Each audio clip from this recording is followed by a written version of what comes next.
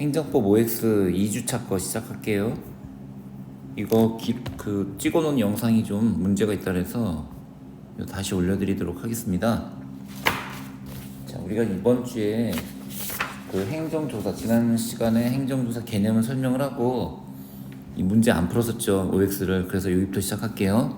자, 67번 행정조사는 사실 행위 형식으로만 가능하다. X예요. 왜 X냐면 행정조사는 사실행위 같은 게 이제 안케이스 조사 같은 건데, 그거 이외에도 위생조사 같은 행정 형식이 가능합니다. 그래서 틀렸고요. 다음, 행정기관은 그쵸, 법령이 아니어도 자발적인 협조가 있으면 실시할 수 있고요.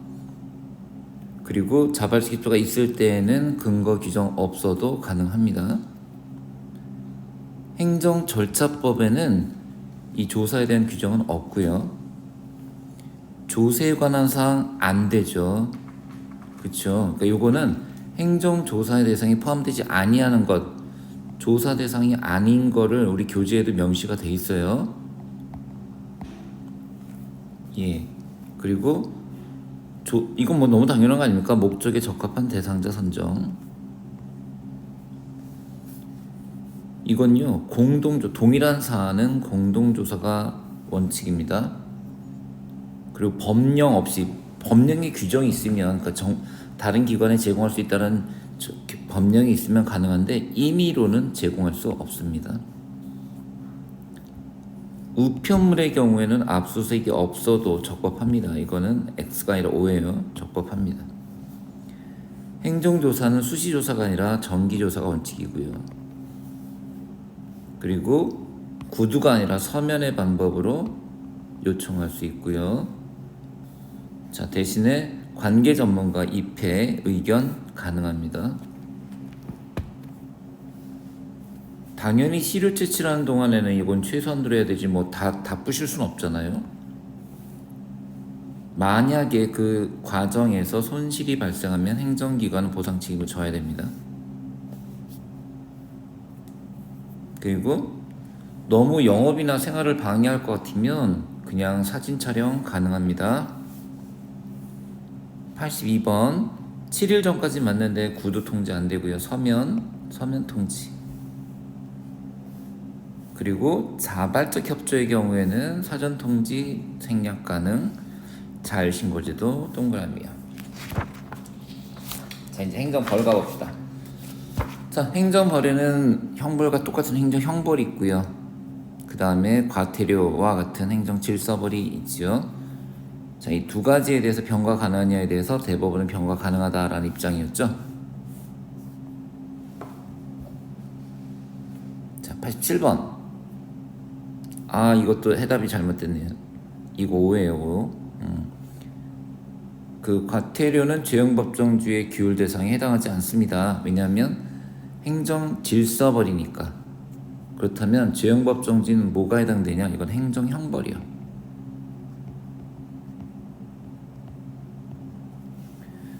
자, 과태료는 행정벌의 일종으로, 행정벌은 크게 나누면 보세요. 이거 두 개가 행정벌이거든요. 그러니까 과태료는 행정벌의 일종이다. 그건 맞아요. 그러나 형법 총칙이 적용되지는 않습니다. 과태료 때릴 건지 형벌 때릴 건지는 입법재량이다. 이 맞아요. 행정재량이라 입법재량. 자, 형벌에는 원칙적으로 형법 총칙. 왜? 형벌이니까 총칙 맞고요. 형벌이기 때문에 고의과실을 요합니다. 않는다 틀렸고요.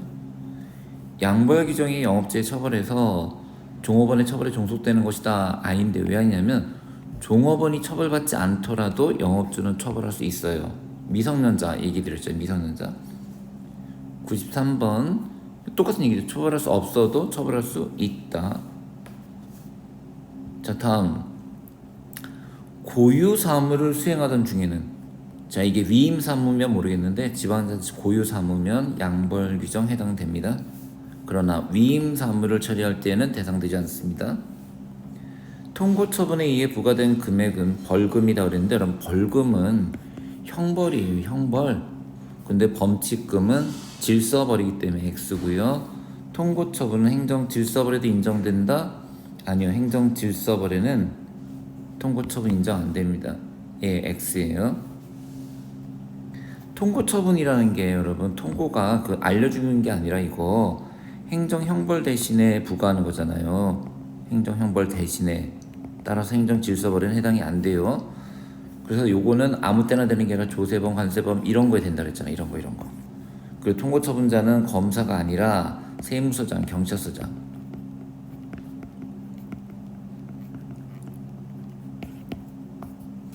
자, 다음이요. 100번.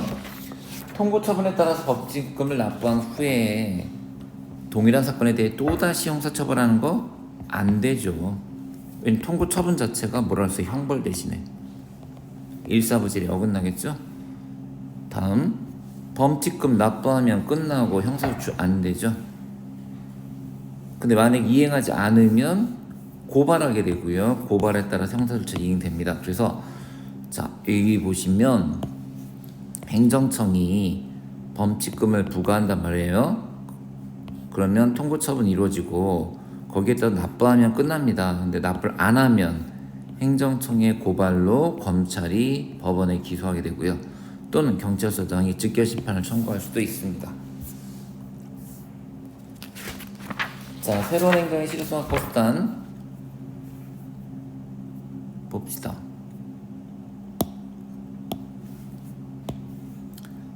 자, 금전상의 제재로는 과징금과 가산세. 이거 왜 부가금도 있었잖아요. 그래서 과부가 금전을 그 얘기했잖아요. 과부가 금전을. 그 다음에 그 밖의 수단으로는 게 있다. 그렇겠죠. 그 다음에 전형적 과징금은 이익을 박탈하기 위한 금전적 제재였는데 변형된 과징금은 영업정지 대신에 때린다. 과징금은 어떤 경우 아니요 부과할 수 있다고요. 그리고 만약에 그 하자가 있다면 당연히 다툴 수 있겠죠. 그 다음에 행정법규 위반에 대해 벌금 외에 과징금을 함께. 자, 벌금과 과징금은 함께 부과할 수 있습니다. 보통 과징금이 여러분 그 담합하고 이런 거잖아요. 담합하는 거. 당연히 과징금 때리고 벌금도 때려요. 예, 위반되지 않습니다. 가산세 부과함에 있어서 고의 과실은 고려되지 않는다는 입장. 요거 따로 정리 한번 해드렸죠. 다음 세법상 가산세는 고의 과실은 고려되지 않으므로.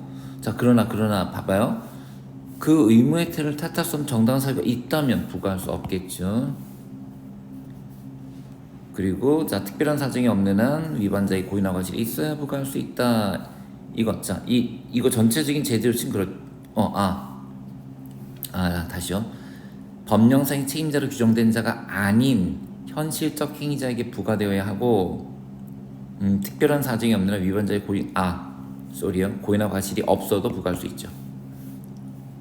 다음, 병무청장이 하는 명단 공개죠. 명단 공개. 자, 이 명단 공개는 간접적 수단이다. 법적인 근거가 없어도 안 되죠. 이거는 침입적 행정이기 때문에 있어야 돼요. 그리고 청소년 매수, 성매수자 이런 나쁜 애들은 처벌하더라도 이중처벌 금지 안 되고요, 과잉 금지 안 되고요, 평등은 다 위반되지 않습니다. 자, 그 다음에 115번은 이게 무슨 말이냐면요. 사인의 행위보다 일단 이 국가기관의 명단 공표는 사인의 행위에 의한 경우보다 훨씬 더 엄격한 게 요구된다. 이거 맞아요. 국가기관이 공표 당시 이를 진실이라고 믿었고 또 그렇게 믿을 만한 상당한 이유가 있다면 위법성 인정되지 않습니다. 이거 만약에 인정하게 되면은 모든 신문사는 맨날 명예훼손이라니까요. 다음, 공급 거부란 행정법상 의무를 위반하거나 불이행한 자에 대하여 일정한 제한을 서비스 공급을 거부하는 거 맞고요. 대부분 단전, 단수 이거 기억나시죠? 자, 위법 건축물에 대한 단전, 전화동 요거는 처분성이 인정된다? 인정되지 않죠? 단순한 요청이니까. 다음, 자, 요 설명드렸던 내용들은 아실 거고 문제 볼게요. 124번 손실보상. 자, 손실보상은 적법한 거죠. 손해배상, 국가배상은 위법한 거 동그라미고요. 국민권익위원회는 대통령 소속이 아니라 국무총리 소속입니다. 국무총리. 그 다음에 이건 내용 알아두셔야 되는 거고 외국인 포함되고요. 예, 그렇죠. 요거 항고, 당사자, 민중기관, 항당한 민기. 이때 항고와 당사자는 주관이다. 맞아요. 요거는 주관이고요. 민중과 기관은 나와 직접 또 연관이 없으니까 이런 거를 객관적 소송이라고 합니다.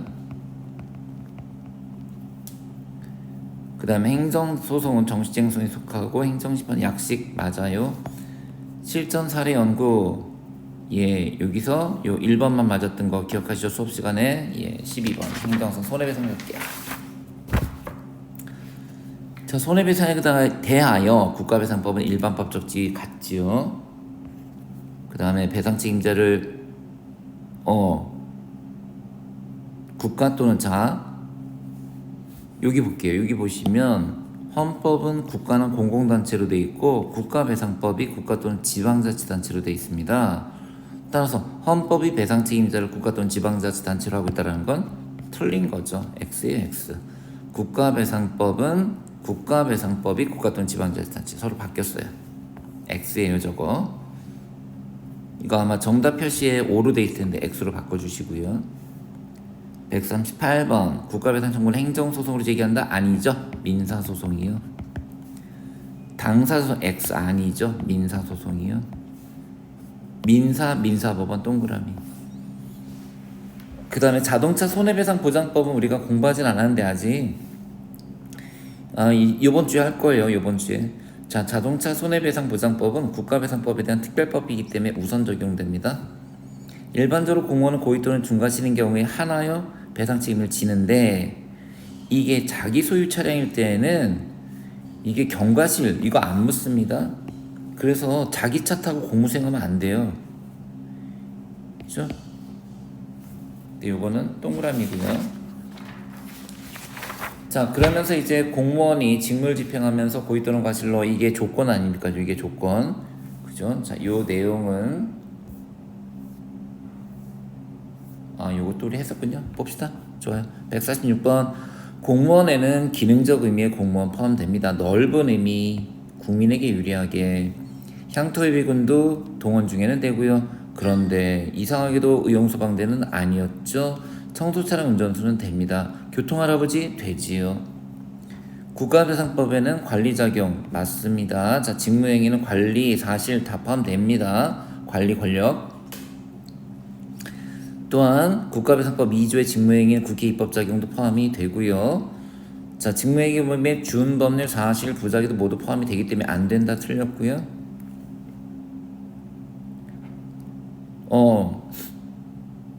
자, 입법에 필요한 상당 기간이 경과하도록 고의과실로 입법 의미를 즉 입법 부작위도 국가배상 책임 인정되죠. 이거 대표적인 군 법무관 보수에 관한 법률 그거 기억나시죠? 예.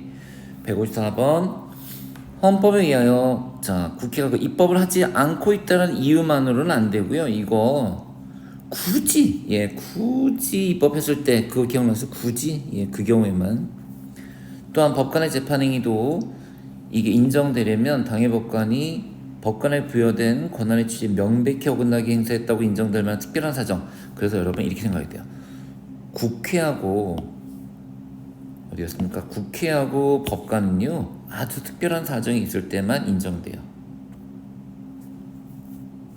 그런데 이게 법관들이 헌법재판소 재판관하고 사이가 안 좋다 그랬잖아요. 그래서 얘네들이 헌법재판소 재판관이 날짜를 착각해가지고 이 손해배상을 청구한 경우에 헌법재판소는 단심제라서 별다른 구제 절차가 없거든요. 그 이유를 들어서 이 경우에는 국가배상을 인정했던 판례.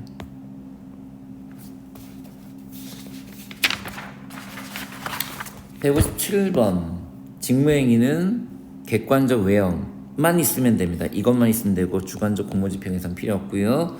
인사담당 공무원이 공무원 위조 이거 우리은행 사건 이거 직무집행 해당됐고요. 그 다음에 지차로 운전하다 출근사고 냈다면 이거는 부정된다. 이거 아까 좀 전에 봤던 거잖아요. 그런데 특이했던 사건이 육군 중사가 독수리 훈련 때문에 자기 오토바이 타고 나가다가 사고 일으켰을 때에는 국가배상법을 인정했던 사례가 있었죠. 자, 국가배상법은 무과실, 과실 책임이고요. 그래서 X죠. 이거 잘못됐네요. 이거 아이고 어디 갔어? 이거 과실 무과실이 아니라 민법상의 사용자 면책 사유는 그렇죠. 이거 특별불법행위, 특수불법행위에서의 면책 사유가 국가배상법엔 적용되지 않습니다. 자, 과실 개념을 왜 객관화하려고 하냐? 그거는 국민들한테 유리하게. 그래서 국가배상 책임을 성립을 용이하게 하는 시도 맞고요. 그 다음에 평균적 공무원의 주의 능력 맞고요.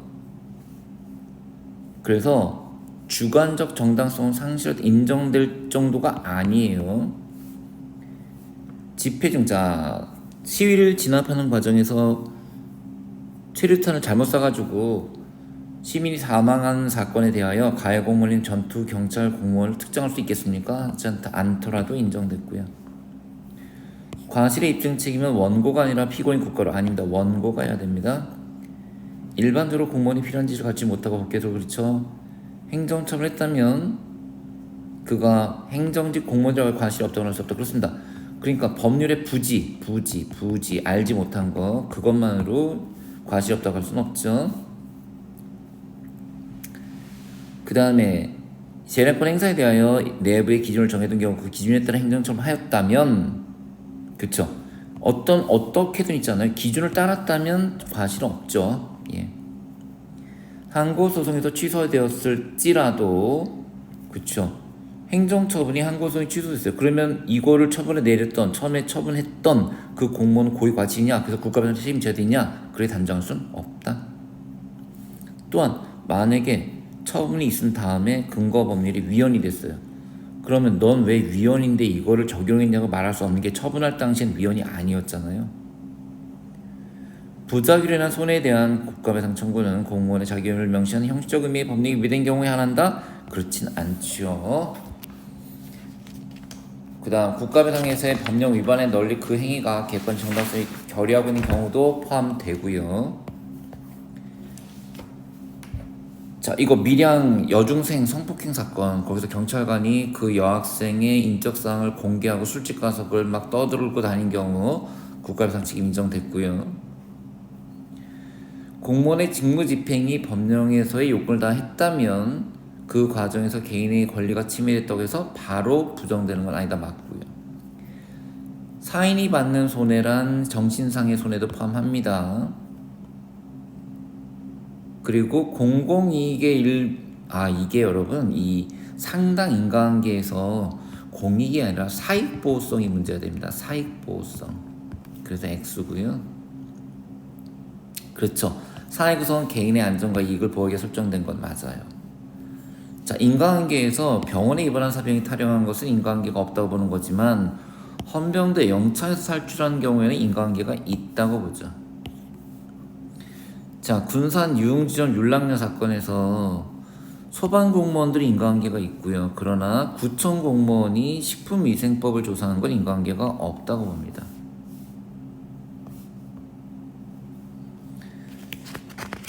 그 다음 공무원에게 부과된 의미에 대해 전적 또는 부수적으로 사익보호성이 인정될 때 맞고요. 그러나 수돗물 가지고 그거를 사익보호로 볼 수는 없다.